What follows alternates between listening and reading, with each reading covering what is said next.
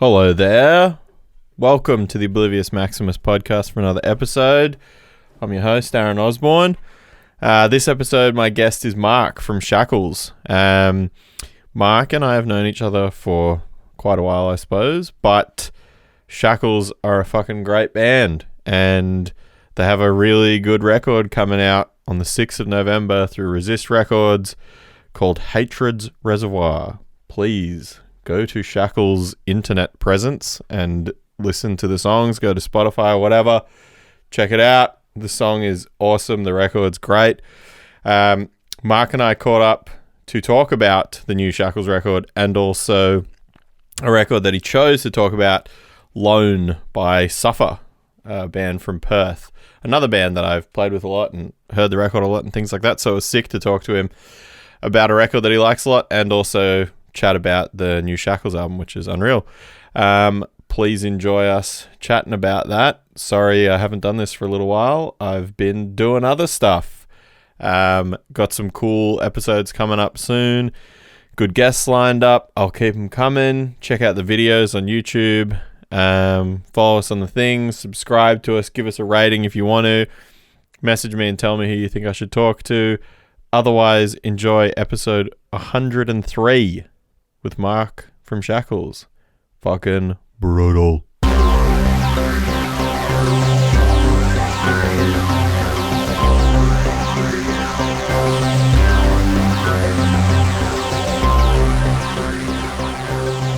Mark, thank you for doing the podcast with me.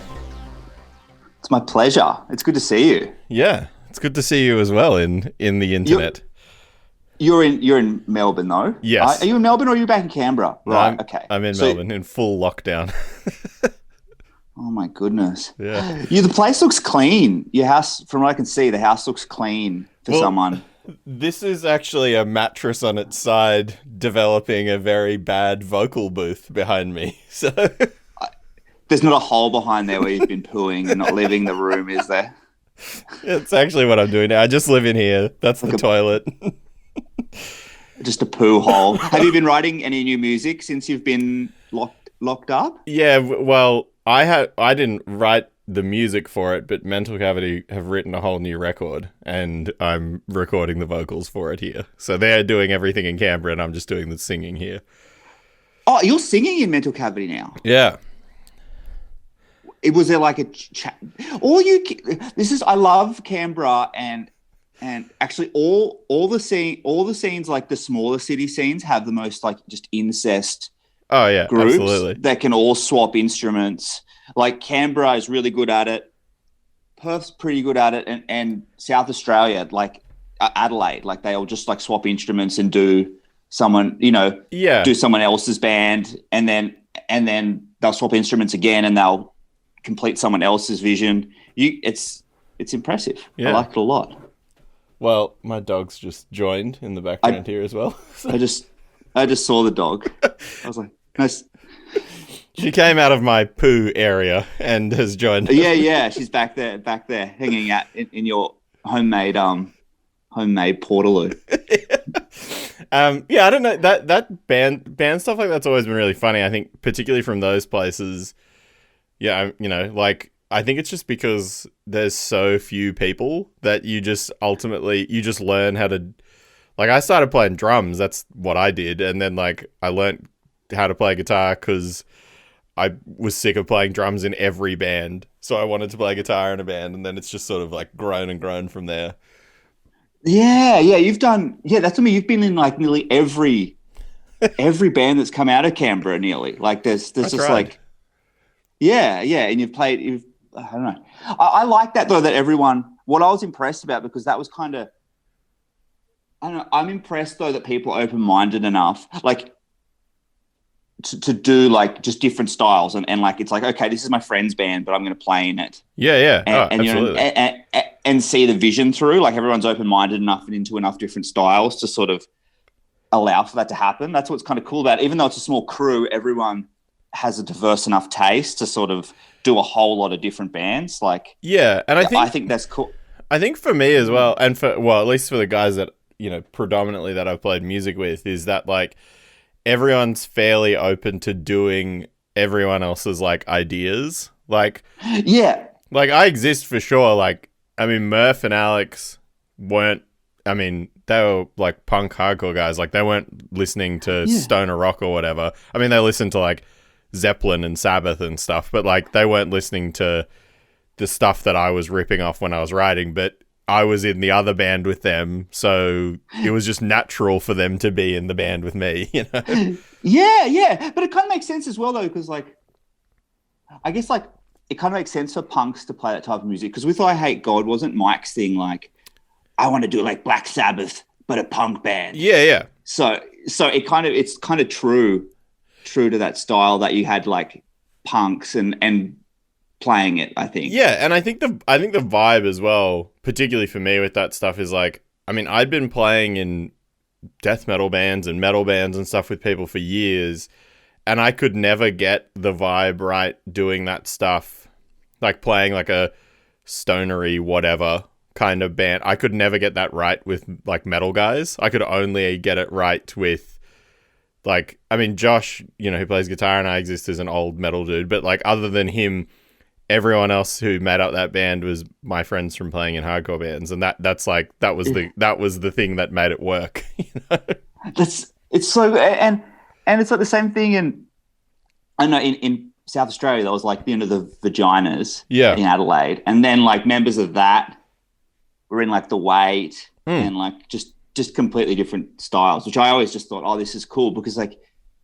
I guess where I grew up, you didn't see so much of that happening. It was cool. It was focused, but a lot of the bands were sort of like you either did that style or another style. There was like one or two guys that sort of traversed between a few different styles and bands, but like people generally stuck to what they did.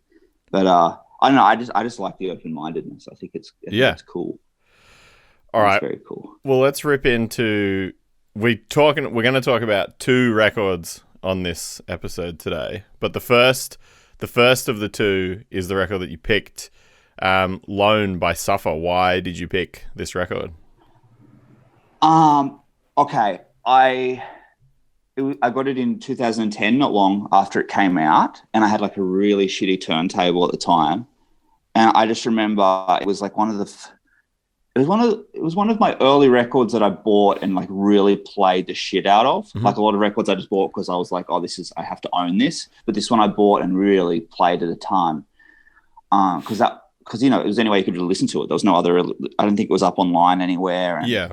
And it along with one of Rort 7. Sure. Those were the 2 things. But yeah, I got it. And I just remember, even on my crappy turntable, I just thought it sounded so good. Like I thought my house was falling down when I first put it on. Like the big, just like the noise at the beginning. And it's just this impending doom. And it's just such a, even though for them it was a real clean recording, I just thought it was just such an off the cuff, like evil monstrosity of a record. Yeah. And it really, I still think they landed somewhere between grind and power violence where not many other bands have landed, you know? Yeah. It had Mickey's voice is just really, it just sounds like its own thing.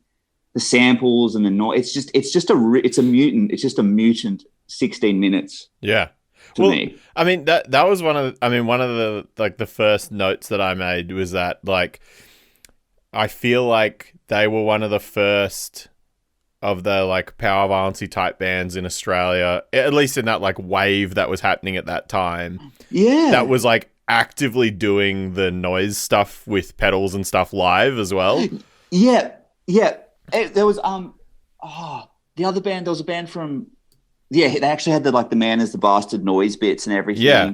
There was the other band from Queensland that did the split with Extortion. I was just trying to remember. They haven't done anything in ages, but I think the singer does like graphic design for the Amity Affliction and stuff now. Oh, really? Yeah, okay. They're from the Sunny Coast. God damn it. It's going to come to me. I can't believe I've forgotten. 5 years ago, it would have just dropped out of my mouth, but my brain has absorbed so much junk the last few years that things have been getting pushed out. But they were the more noise focused one, like Very Man is the Bastard. But Suffer were a bit more. They were still on like that crossed out sort of. Yeah. It was still like very much a straightforward, very much a hardcore band. But there was like you said, a lot like I actually I listened to the LP again the other day, and in my head, like I'd had it positioned as such like a disciplined like power lines grind record, but like listening to it again, I actually was like, oh, there's actually quite a bit here that's really tripped out. You know what I mean? Because I think I interpreted it the same way. I think because I hadn't listened to it in years, but like when you suggested it, I was like, oh fuck yeah. And saying like I have the record and I like went and like dusted off the actual record and stuff. Like, but I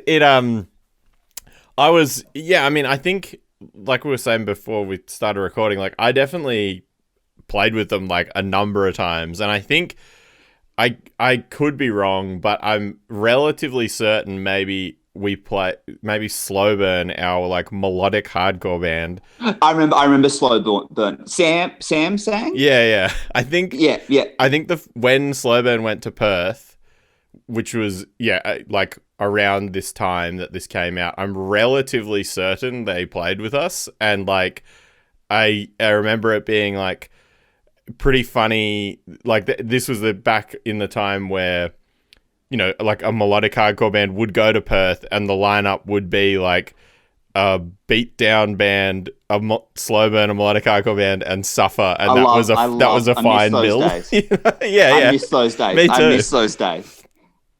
But yeah, I just remember I'm relatively certain it was that. If not, I know I Exist played with them over there for sure. But like, I just remember thinking as well that like you just said, like I remember in my head the perception of this was it was like such a precise like unit or something, because live they were really wild, and you know the had the pedals going with the noise stuff and stuff, and then when I heard the record, I think maybe it's just like obviously like a tighter capturing of that. But then listening to it the other day, I was like, you know, through good speakers and stuff, I was like, oh, this is fucking awesome. Like it's really loose and stuff as well.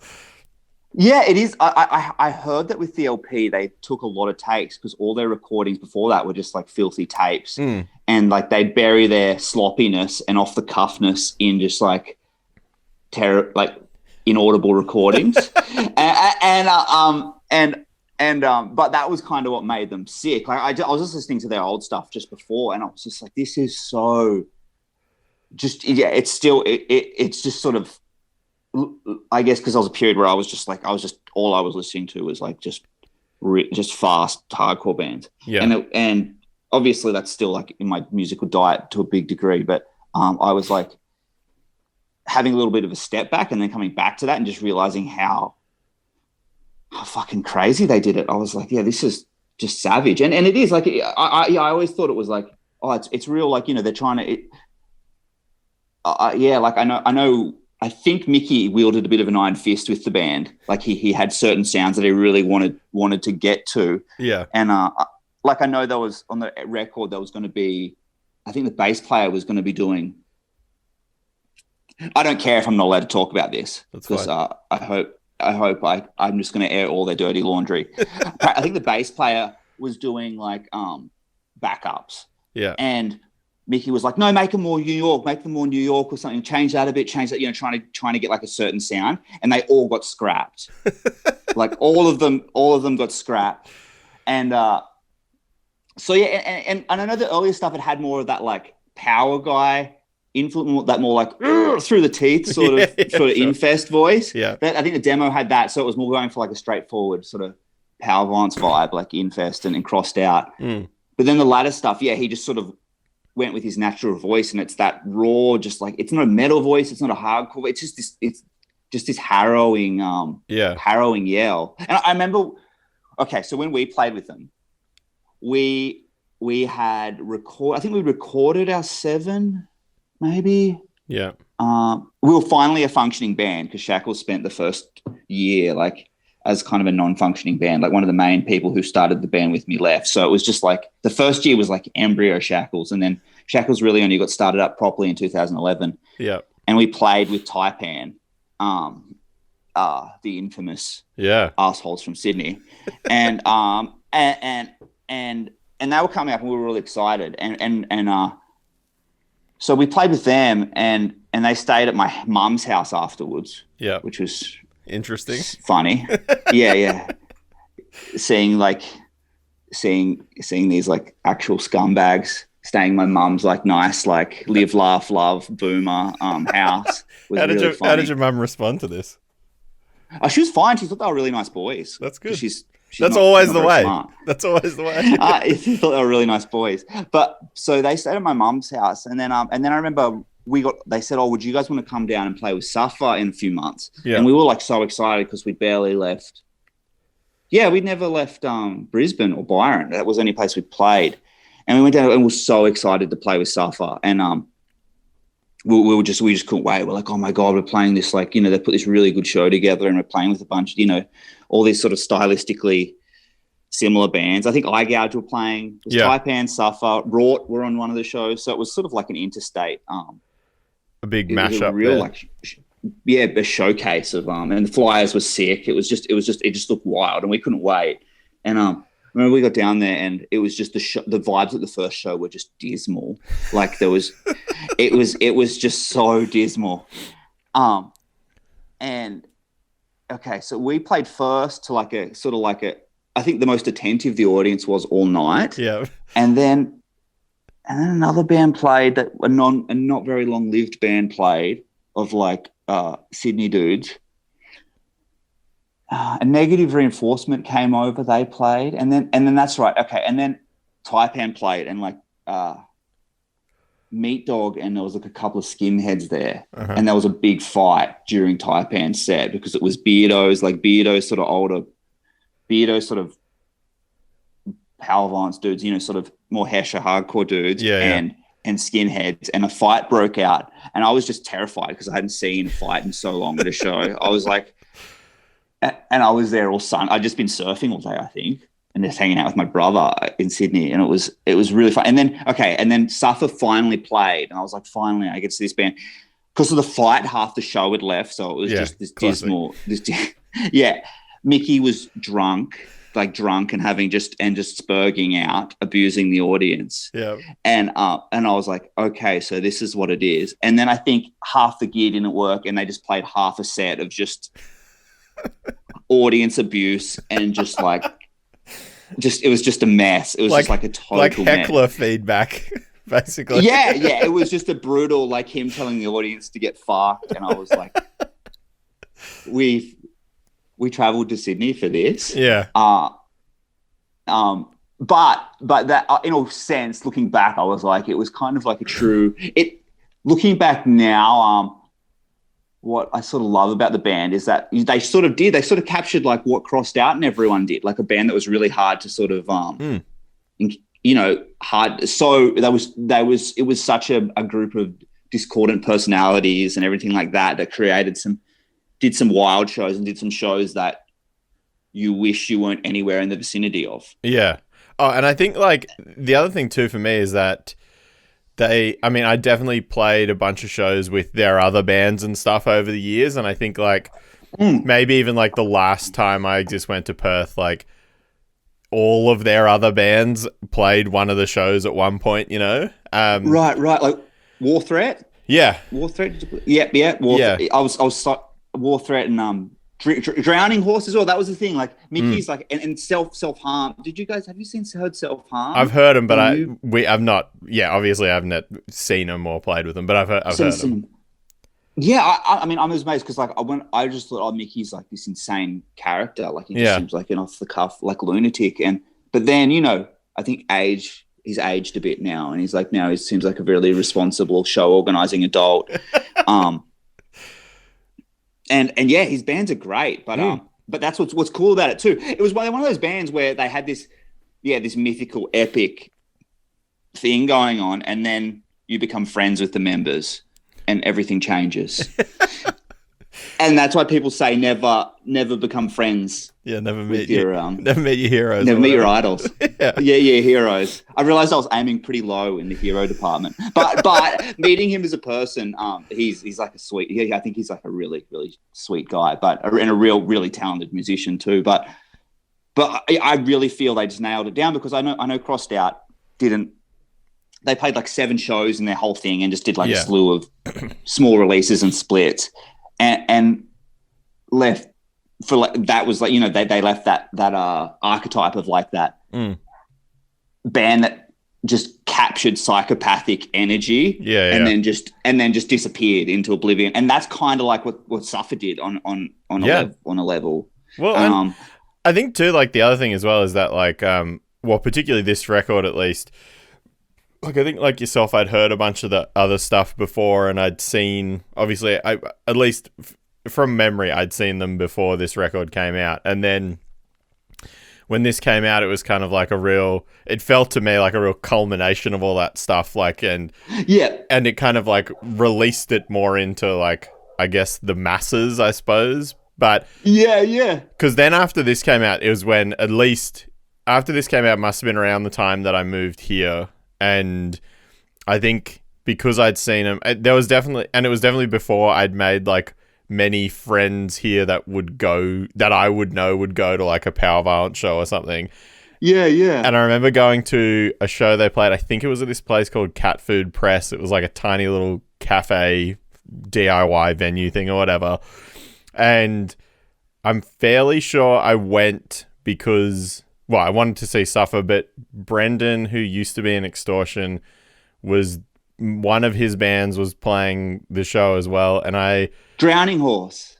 I don't know if it was Drowning Horse, but it was like one of his bands was playing, and when I Exist toured with Extortion, I'd like borrowed something from him on the tour and forgotten to give it back. And then right. He came to Melbourne and I was like, I got to bring you this thing. I can't remember what it was. Like it must have been something very inane, like a pedal or something that I borrowed from him that I had for like a year, and I had to give it back to him. But I went to the show and Suffer played, and I was like real revved up to see them. But it wasn't like a disheveled mess of a show, but at the same time, it was like very wild and like my first experience of going to a show kind of like this in a DIY venue in Melbourne, where like it's a very different thing to going to a show like this in Canberra, because if you go to a show like that in Canberra, like you literally know every person there. Yeah. Whereas here I was like, oh, there's actual like, you know, crust punks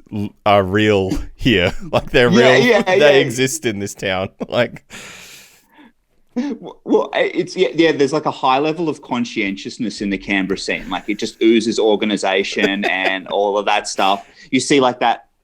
Sorry, I read too much about the big five personality types in social. So it's like a little pet hobby of mine. But yeah, you see that in the, you know, like you're just like this organized. Sure. The music scene needs people like you. You're like a tent pole of like conscientiousness and organization and initiative. Yep. And then there's other people like Suffer who are like leeches hanging off the off the pre-existing structures that somehow create some artistic masterpieces here and there. But that's a very good analogy for a lot of people. Yeah. I'm a bit like one of those. I go to and fro. I can be organized, but then I'm a complete disaster at times too.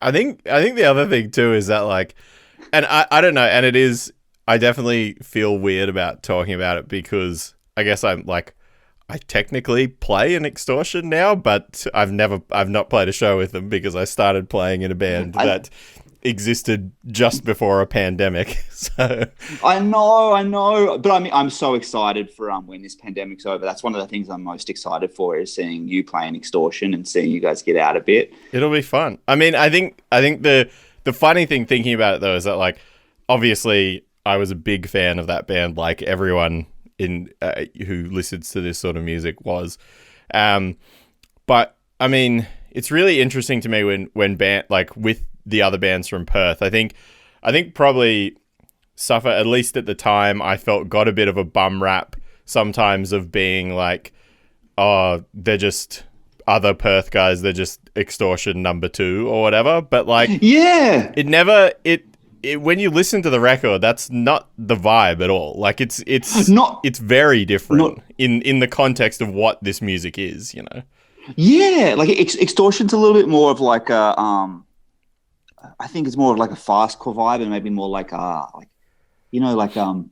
No Comment or something like that, you know, they're really different things. Like Suffer's more of an emphasis on I think the brutal side of power violence. Yeah. Like the brutal, like there's this, it's fast, but there's also an emphasis on those big, slow, dirgy bits. And while Extortion does that, Extortion's so much just pedal to the metal and catchiness. Yeah. And that's what I've always, but I mean, that's the thing, Extortion, another band, like I almost would have picked an Extortion record, but I have like too many favorites. Yeah. Like, it's just, I'm always split between what part of Extortion I like best. Cause, yeah, well, I mean, that was one of like the funniest things about like jamming with them was like learning what, I mean, I've not learned that many songs in the context of how many songs they have, but I've learnt like 50 songs or something, 60 songs or something like that.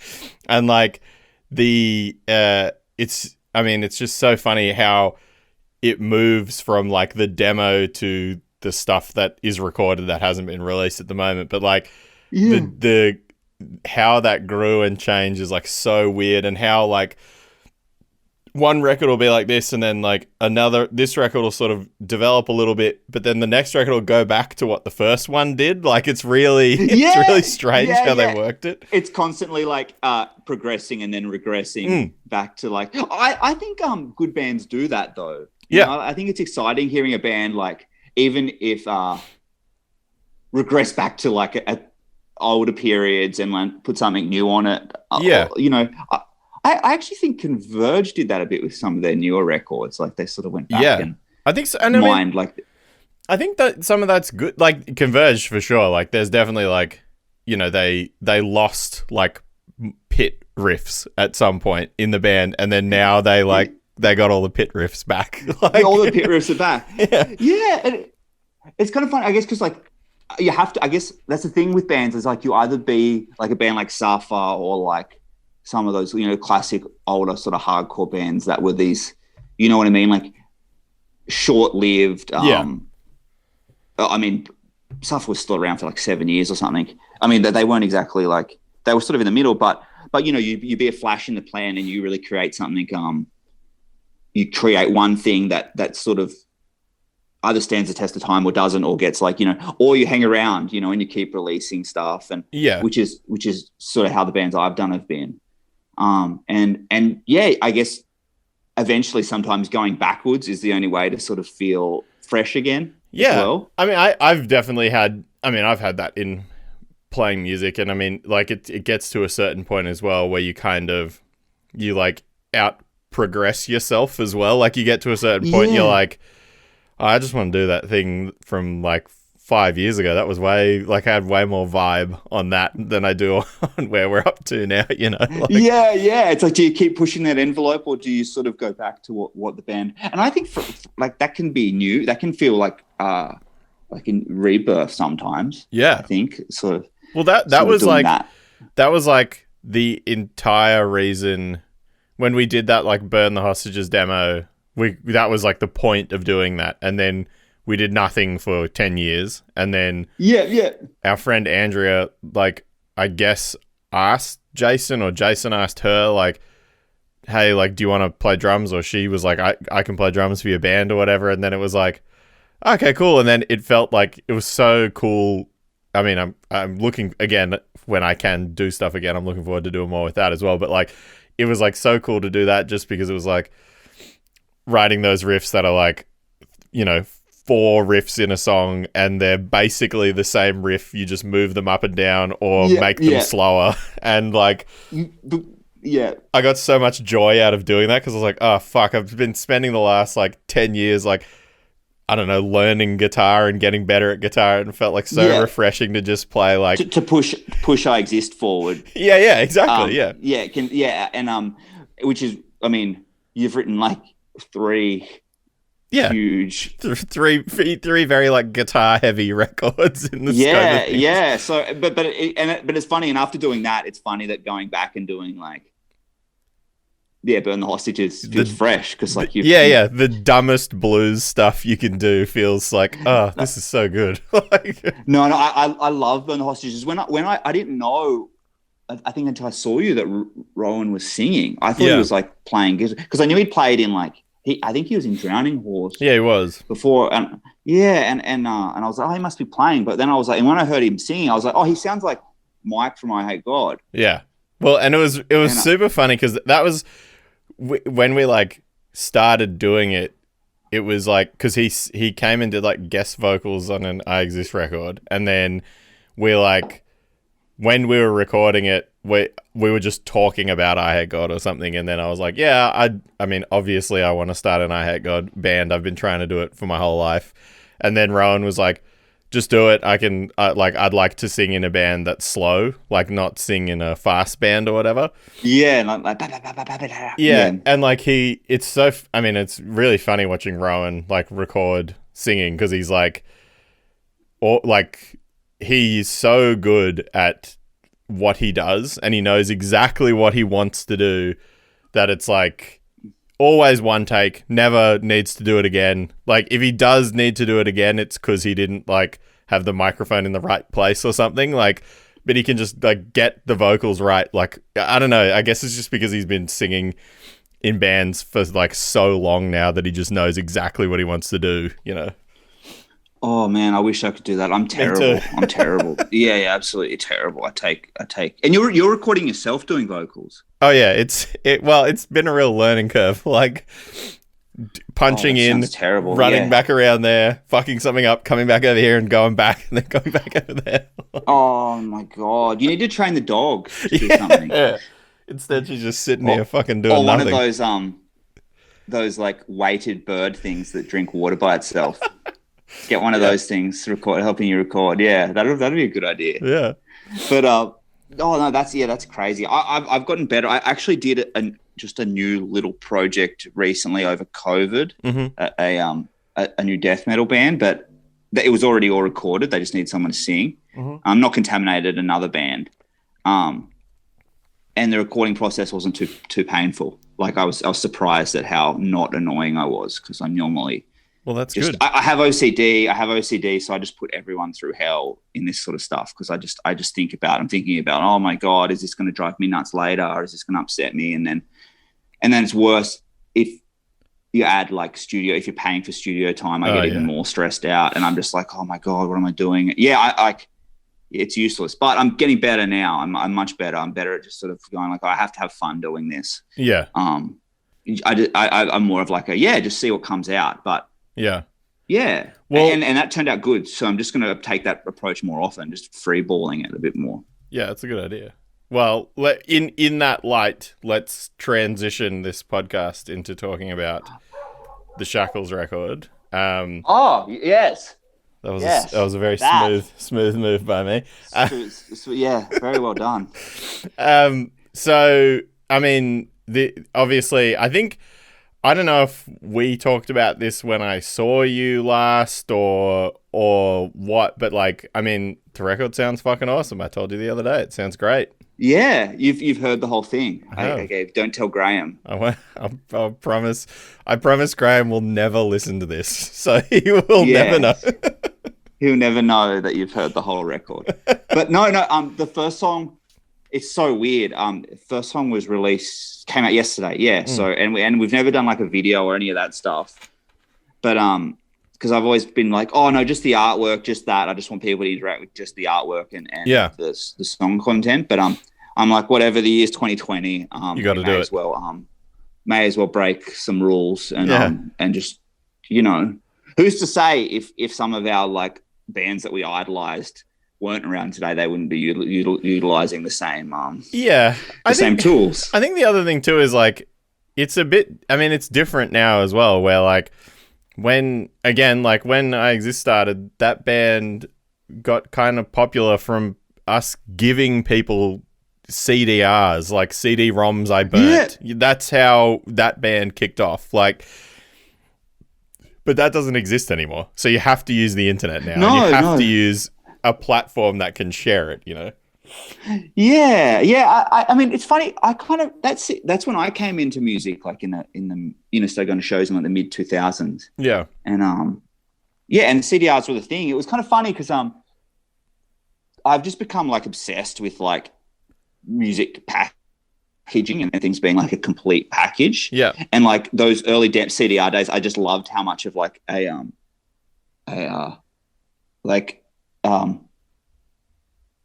aesthetic atrocity Oh, they were. Yeah, you know what I mean? Yeah. Like, I love the way, like no one needed, all you had to do was just like literally like some word art, like in some cases on a CDR, and people would go home and just absorb the whole thing. yeah. Whereas these days, You got to try hard like, now to get like be actually artistic at this point. Yeah, which is it's just hilarious. Yeah, it was just like there was no thought in that stuff, but it was kind of beautiful in a way because people were just absorbing the music. That's all you needed. Yeah. It was like these guys are doing a band, and it didn't matter so much. And people would just absorb an entire demo, every word, and everything. And it's different now. Now you need you have to do cassette colors and yeah, exactly. You have to do things like you have to do little videos and stuff like that. I mean, I think that I want to talk to you about with this is like, I mean, certainly it started with me with the I Exist demo just because, again, like you said, like I was burning CDs and I was like, I have to make a cover for, like, we have to have cover art for this. And I was like, I'll just do like a cut and paste thing myself. And I just remember that like I spent hours making the cut and paste cover for the I Exist demo. Yeah. But then the CD itself is literally just a burnt CD that says like I Exist demo in like texture on it. Like, and like, at least you made proper artwork though. You made like proper art. Like that was a lot further than I saw some other bands go to. Like, and you did the traditional way. Like, like all your I've always had cut and paste art. On some of their early stuff anyway. And so you did all this. You did the like. How much of this art did you do? Okay, I literally did nearly all of it, but I had to get help from Dan Fellon at Safety Pin Design. He helped, but I tortured the poor man. Like he was put through absolute hell. Yeah. Like he was put through absolute hell, and I went way over budget. Because of OCD. Okay, because usually I can do things like all cut and paste and get it all done. But with this, because I wanted to blend it with paint for the first time. I've never blended my art with paint, and I was like, I just want to push myself to actually. I don't want just a black and white cover. I want there to be like some,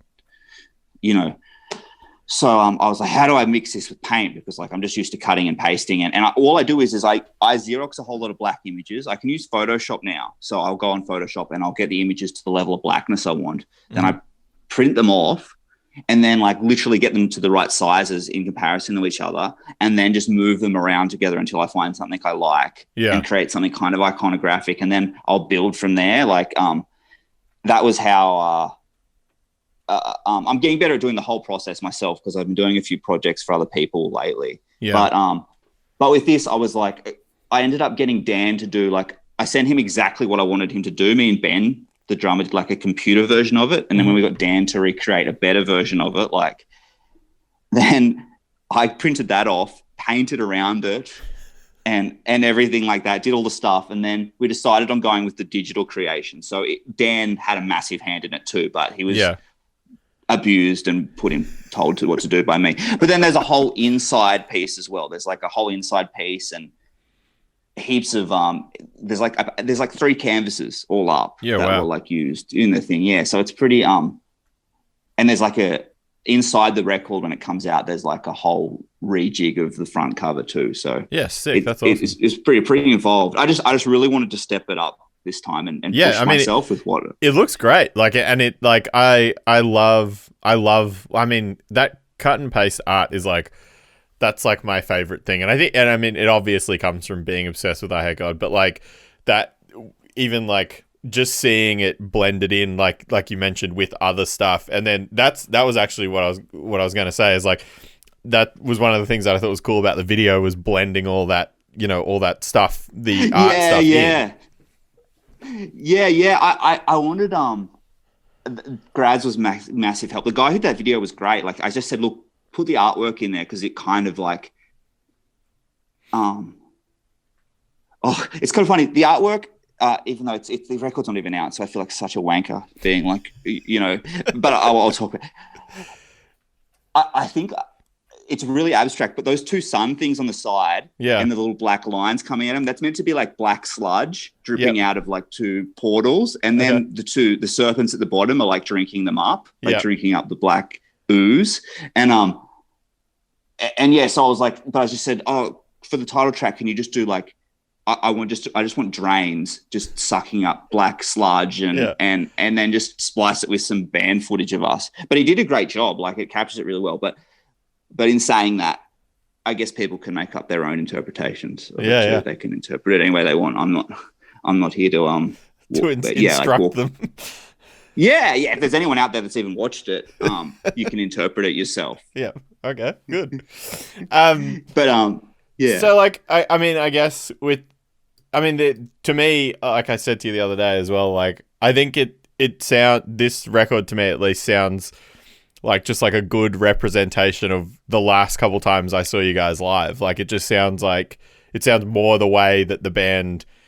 You can talk to this but like I don't know if there's been like a conscious effort for the band to go in a certain direction, but like it certainly just seemed to me like the vibe was just a lot more like the last times I've seen you guys live.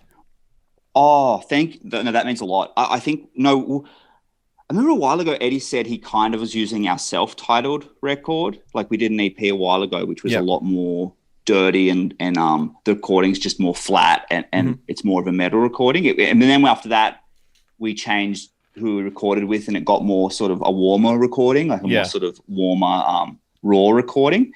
But Eddie's like, I sort of want to channel that, but like push it way forward. And it was just funny because he wasn't actually on that recording. That's one of the ones he's not on. It was a different one. And he was like, that one's really good and has aged well, the self-titled EP. It's like a one-sided 12. Mm-hmm.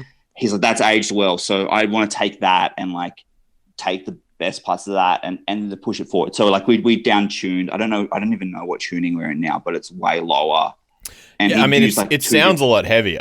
Like, yeah. Well, I really wanted it to be like a sort of like where like a band like Hatred Surge left off. Okay. And they sort of never like sort of what I was thinking like that, but really taken to the next level and just our own thing. I hope whatever it sounds like, it sort of sounds like us. Yeah. I think it really does. Like, I mean, because not that your recordings haven't sounded like you guys before or whatever, but I think like just the last whatever 4 or 5 times that I've seen you guys, I felt like it's gotten live. The vibe has gotten a lot more like, I think probably a bit like tighter and heavier, like a full like presentation. I don't know if that's just it's more austere and brutal. Whereas before we still had that like. We still have those like fun sort of like slammy bits, but our shows were kind of characterized by that. We had fast bits, then we had fun slammy bits and kind of moshy bits. But the newer sound is that it's much more austere and like imposing and like it feels more like metallic. Yeah, and it also to me it has felt like a lot more like tightly put together in the sense of like a set, I suppose. And I don't know if you guys do that, but it like.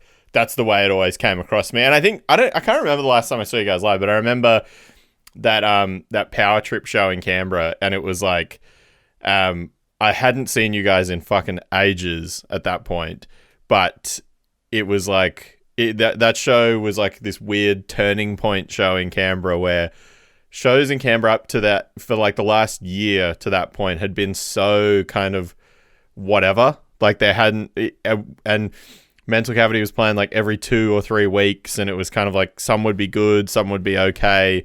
And then for some reason, that Power Trip show, there was like 200 people there on a Sunday night, which was like bizarre at the time, but the show was just really good. Like, I felt we played pretty well. You guys were fucking awesome. Power Trip were great. Like, it was just a really good vibe.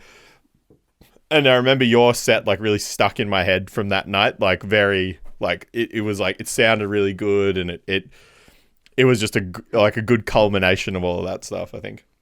Oh, thank you. No, that tour was the last thing we did before we headed into the studio. Yeah, right. That was how long ago we recorded. It's just been a long, painful birth. Yeah. But the record still it's still relevant to me as when it came out. But I don't know. I remember we were a little under prep for that tour because we'd just been jamming the new songs, and then we had to go and like get a set list together. But yeah.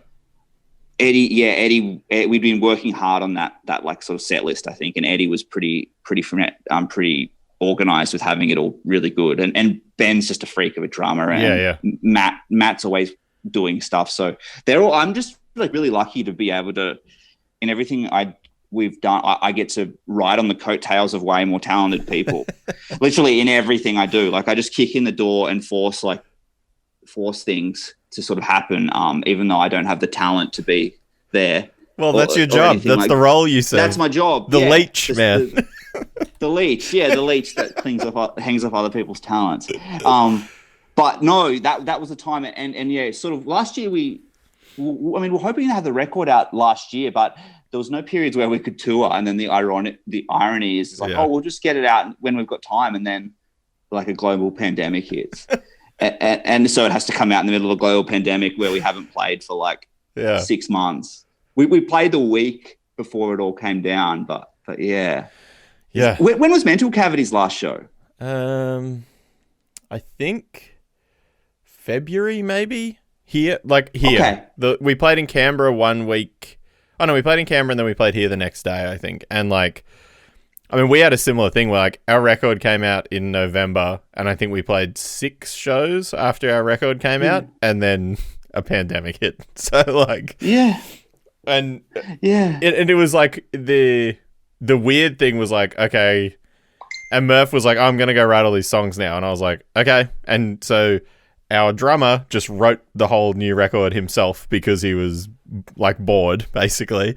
Yeah. And he's been getting better at recording stuff himself. So he just recorded all of it himself. And it's like, it's coming together, but it was one of those things where like, it's the weird thing where like, we'd worked so hard on the last record to do all this stuff, and then basically everything we had planned got cancelled, and then now we're just working on a new record. So it's kind of like that one's just sort of been a little bit abandoned. Yeah, it kind of gets a second release. Yeah. But the weird thing about all this is I just don't know how time frames are going to work. But when things do come back, I'm feeling things are going to be like really localized, even though everyone's online all the time. People are going to be hungry to see live music if they can afford anything, and aren't killing each other in the streets, which could happen. Very likely, which could happen. If civilization is still here when the pandemic's gone, I imagine people will be keen to see live music and blow steam off, but they're probably not going to be big touring things for a long time. Yeah. So the other thing that we like been talking about lately is like, certainly in Melbourne, like, I don't know when it's going to be okay to have 300 people in a pub. Like, that's not going to happen anytime soon. And so that kind of like, certainly for like a lot of the stuff that happens here, like that removes, Shackles, I assume, wouldn't go and play a show where everyone has to sit at a table. Like, no, like, I would rather masturbate in front of an audience like that than play a show. I would rather be forced to masturbate or just stand there naked. Like, I would prefer that. That would be less embarrassing than having to play like a show in front of people who, and I've done some pretty embarrassing things, but that would be like really difficult, I think, like a sitting audience drinking wine. Yeah. And like, I get it for like doom bands or whatever. Like, it's fine if that's the vibe for them, but like, I don't want to go and play like, kind of death metal crossover hardcore whatever to a bunch of people sitting at tables. Like, I can't. Yeah, it's going to be so strange. Like, I've seen in Japan, I saw a girl. There was this fucking cool chick there, a girl at a show, and she was watching. Have you heard of Dispolar? They're like the Chicago doom band. They sort of sound a bit like Corrupted. Okay, yeah, brutal. Very painfully slow stuff. I remember she was watching and really into it and just drinking green tea at the back. That's great.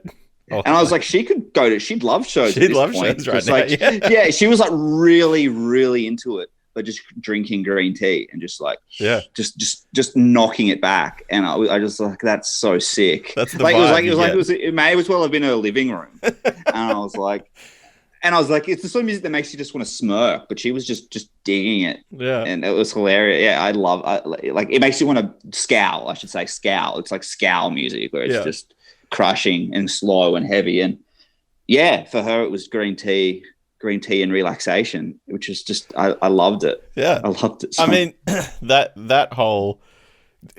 vibe is very Japan to a T though. Like, I mean, when we played over there, Mental Cavity played there 2 years ago, and it was really we had like no right going and playing overseas. We'd only been a band for like 6 months, but we saw there was like one of those Jetstar flight sales, and I just said to them, I was like, if we buy plane tickets, I'm sure I can figure out how to get us to play some shows. Like, I know enough people that I can make this work.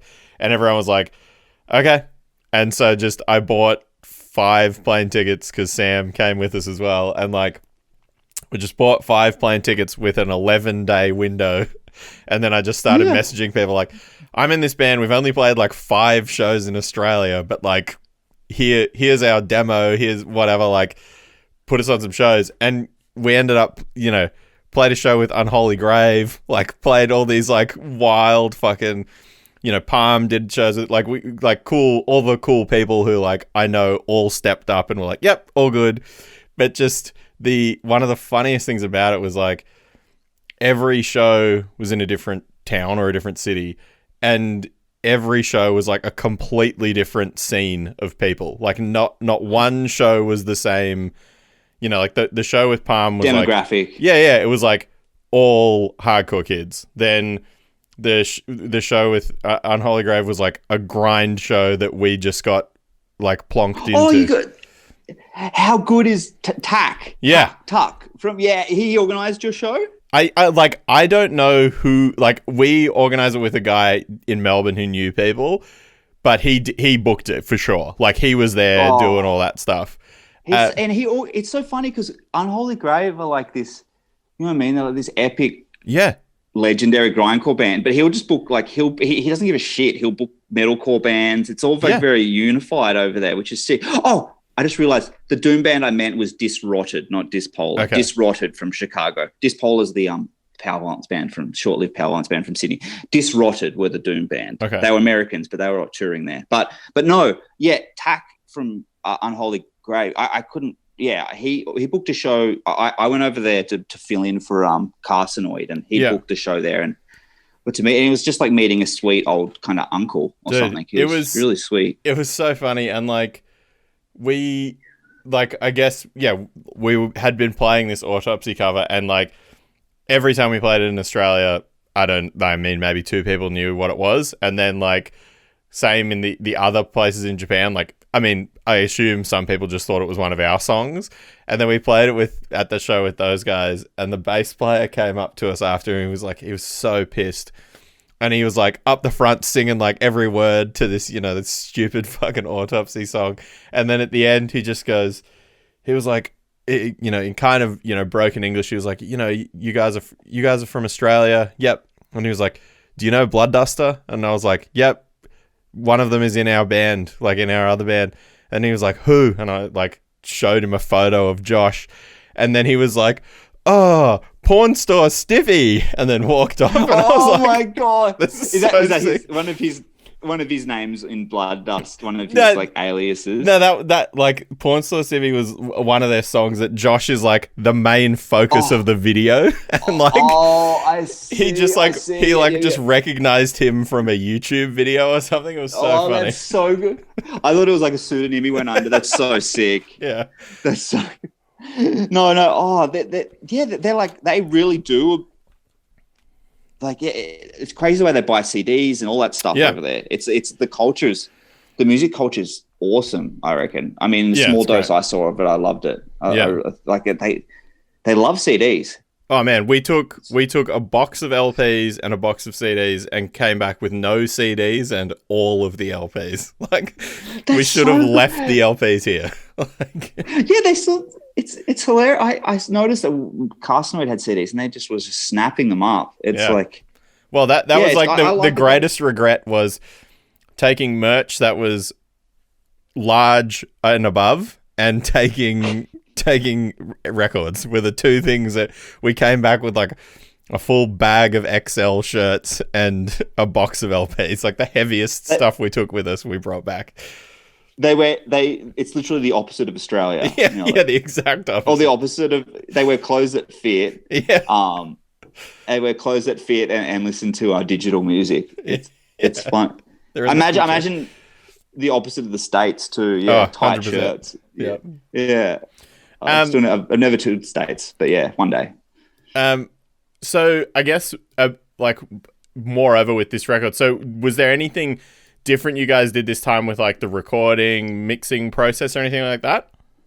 We recorded for the first time with our friend Liam, Chris, he's in Blind Girls, but he's done like quite a few Gold Coast bands. And but he was we were getting Andy Nelson at Bricktop Recording to mix it. Yep. So Liam was sort of under Andy had like pre-prepped him for what he would need to mix it.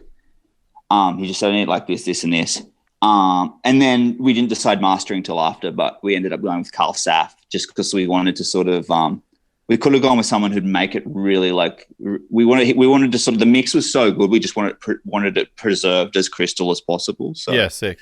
And Carl was pretty good for that instead of sort of, we didn't want it too flattened or anything like that. Yeah. I mean, it sounds unreal. And it sounds like, I think like, it sounds like a real good, progress point for the band. So, I mean, good job to all those guys. I can't wait for people to hear the whole thing. Yeah. So don't tell too many people it's a disappointment. I'll reserve that opinion till after it's released. Yeah, after it's released, just you can say like I heard it months ago, and it's been really disappointing. Sorry, but no, I think there's some, I think there's some real gems in there. I pretty much like every song. It's the first time I've ever been like 100% on every song. Like it's a cool feeling to have. Like I it's hard to choose a favorite song on it. So I'm really, really happy with it. Like every record, you always go, there's things I'll do different next time. But this one, I really feel like I'm just like, I'm so proud of it. I'm like really proud of it. So that's awesome. And I'm excited for people who do buy the actual record. A lot of painstaking work went into it. So you're going to get your bang for your buck. If you choose to steal one or buy one or whatever. Download all the artwork off the internet and make your own at home, whatever you do. That's an option for them. Maybe you can provide some rules that they have to adhere to and further demand participation. Further demand how they put it together. Well, there's like two different covers, so that they'll be able to have fun with it. There's lots of wallpaper if you want to make your house look hideous. I mean, I guess the other big thing for me with this is like, to me, it certainly feels like, and again, I could be wrong here, but it feels like it's got like a lot more of like the death metal-y sounding like riffing or vibe put into it. Was that consciously done, or was that just something that I'm hearing in it? No, definitely conscious. We already had like some death metal influences, but I think Eddie got really heavily into death metal the last few years. He always liked bits and pieces of it, but he was always more of like a grindcore guy. But like just to strip down, like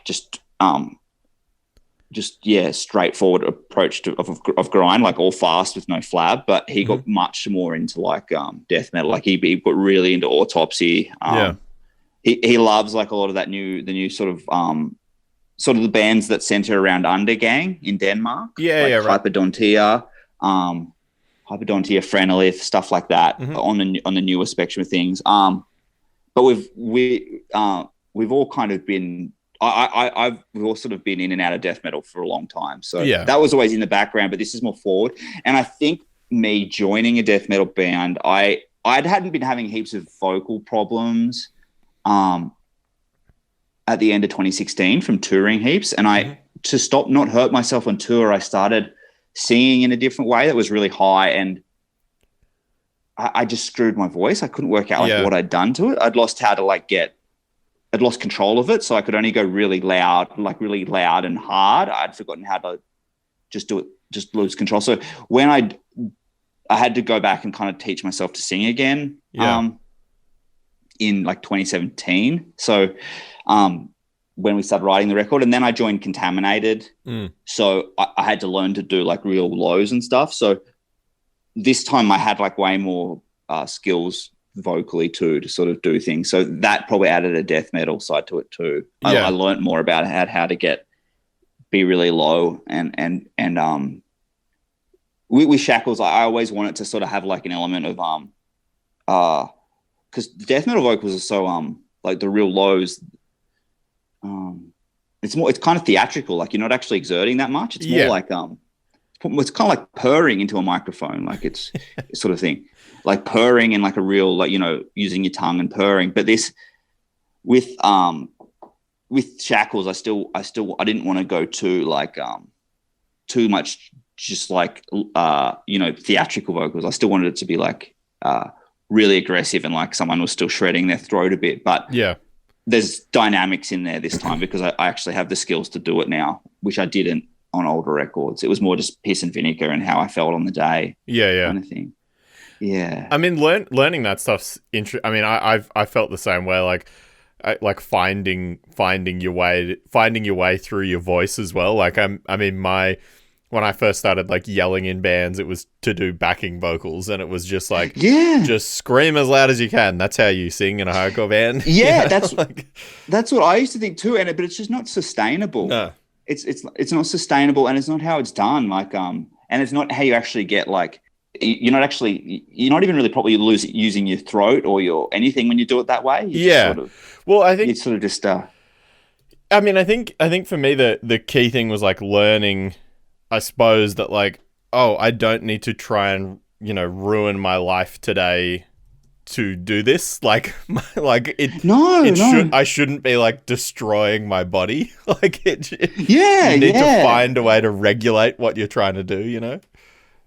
Yeah, and that's I like lost all like the brevity to it by trying to yell too loud, and now I'm like, oh no, I can actually get brevity and dynamics, and I can go low and high, and it doesn't actually take that much exertion. So I found it that way. It's easy to get the sounds I want by being more relaxed with it. It just means I need a louder PA now though. Yeah. So I sound like a rock star being like, can you turn it up? Which I never used to say because I was just really, really loud. Yeah. But yeah, my voice was like, I blew it out to this like horrible bloody sound. It was like really strange. It kind of sounded like the body, but not good. Like the body guy kind of makes it work, but I didn't make it work. It was sort of like this high thing, and I had to totally go back to scratch. But joining Contaminated definitely taught me new skills, and having to just learn like other people's vocal patterns because I'd always just been so stuck in doing my own. And and I'm just not a musician. Like I sort of I have to sit there counting along to the music. Yeah. Going like I'm good with writing lyrics and having a lot to say, but I learn songs in very unconventional ways. Yeah, I mean, but even the funny thing with that is like I even find that with it just depends on how you do things too. Like I mean, in Mental Cavity, Alex and I sort of share the singing, and the way that he hears phrasing is like completely different to me. Like when he writes lyrics and he like shows me something, oftentimes I'm like, this makes no fucking sense to me, and I think it's because probably because I played drums, so the way I hear vocals to me are very like syncopated and need to fill gaps or stretch over a fill or something. Whereas for him, he's like he kind of more follows the music because he plays guitar and he play I play guitar too, but that's not the way my brain works, I guess. Well, yeah, I think I'm a lot like you. Yeah, I feel like it has to come in at a spot where it's not going to be too like naked or alone. Yeah, it has to. But that's changed a bit, like, and I've gotten a bit better at sort of, not having to fill whole bits and leaving other bits free and just like working out, like sometimes less is more and sometimes more is better. Sometimes you want to add more chaos to like a different sort of bit, like a more sort of drawn out bit or whatever. But it's kind of, I like hearing that different people hear it differently. It makes me feel a lot better about like. Well, yeah. I mean, we certainly are like couldn't be more like if even the other experience I had with that was like I used to write lyrics for I Exist, and I'd like present them to Jake, and then he would look at them and just go like, how do you expect me to fit those words in here?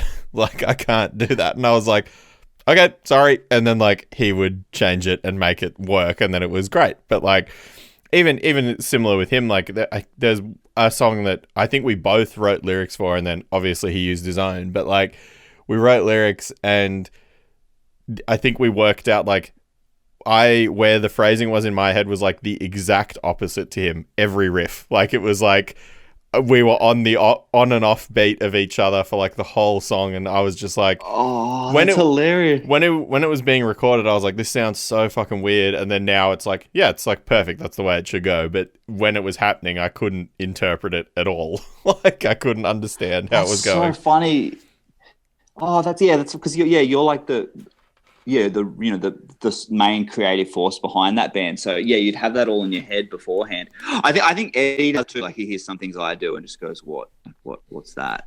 Or like there was a few bits on this record where they fixed it up because like I was just some of it comes though from doubt. Like I'm going, I won't go too. They were like, that bit needs to be more. There needs to be more words there, and I'm like, the reason I left it more bare was because I felt I didn't have the confidence to do it properly. But I have way more confidence now about jamming certain words and into a certain amount of space and getting like the right sound out of it. Because I just thought, that this is going to be, my fear is just being in the studio and like it not, it's having in my head it being like, this will work, and then it's sounding like shit. To my ears, which is I get that though. I mean, I have that too. Like I still have, and I mean, obviously you've been singing in a band for a lot longer than I have, but like my thing with it is still just like, and I guess that's actually been the funny thing about doing this at home by myself is that like the only person who's here to critique it is me.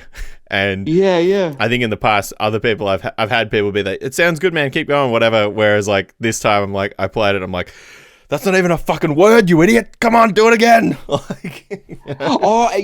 Are you worried about you want the pronunciation to be good too? Well, not like, I mean, I know that it's like, I'm doing like ostensibly like death metal singing, and I'm aware like no one's hearing the words, but like my thing is like, I spend time writing the lyrics, so fucking make sure you can, make sure at least I'm conveying them, you know? Like, make sure I'm so funny like that. Yeah, I sort of, I guess like I need to be able to hear what I'm saying. Yeah. But I'm also like, oh look, it needs to sound ill. So as long as it sounds ill, I'm like, if no one else can interpret it, there's a lyric sheet there. If someone wants to exactly put themselves through the hell of it. But like I guess to the ears it has to sound ill. But in saying that, I can't understand like lyrics in most pop songs either. Yeah. It's always been a problem.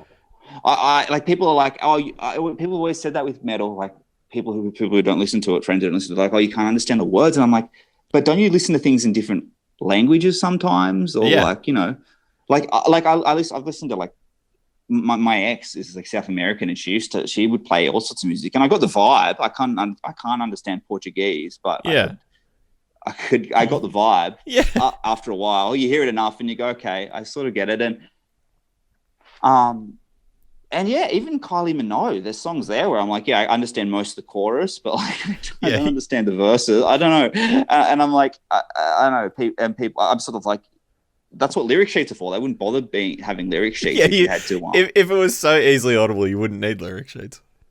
No, yeah, that's exactly it. So it's like, it's just music that with like heavy distortion, heavy distortion over the vocals. So it's like, that's what it is. Work the words out.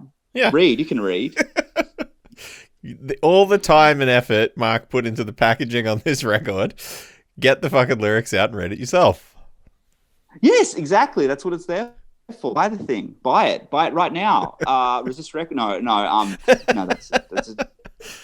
That's a joke. That's a joke. So I guess, I mean, this is coming out in a couple of weeks' time. With the November the 6th, it's coming out.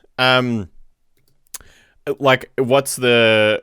I mean, it's pretty funny saying what's the plan, but I suppose there isn't much of a plan at the moment unless the pandemic ends and things start going back to normal. Well, the plan is I hope it's one of the last records you hear before the horizons burn and people take to the streets in The class collapse war. of civilization. Yeah, I hope it's one of the last. I hope it's the soundtrack. I hope it's the soundtrack to that. In my more grandiose moments. Yeah.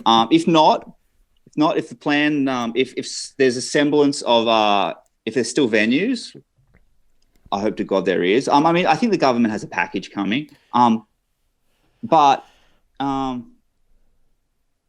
yeah, it's to play shows, to play as much shows as possible. I guess we'll do a release tour, a delayed release tour when it comes out. We've already started. We've got some sounds and songs, but like I said, that's hard too because the guys are over the border. Yeah. So we'll start writing again eventually too. But it's to tour. We're going to tour it definitely. We're going to get to every state. I really want to anyway. It could be a long time, but we'll see you all eventually if everyone's still alive.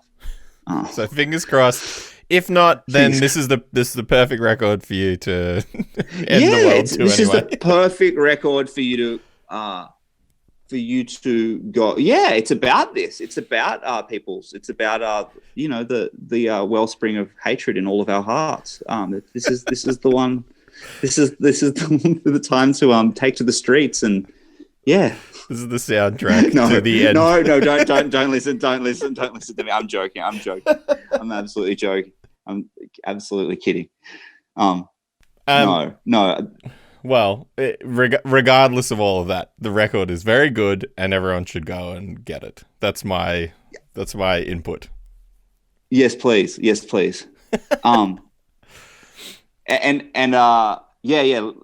When you hear it, let us know what you think, and feel free to say hello. Tell us what you don't like about it. Tell me it sucks. I'm happy to hear all of it.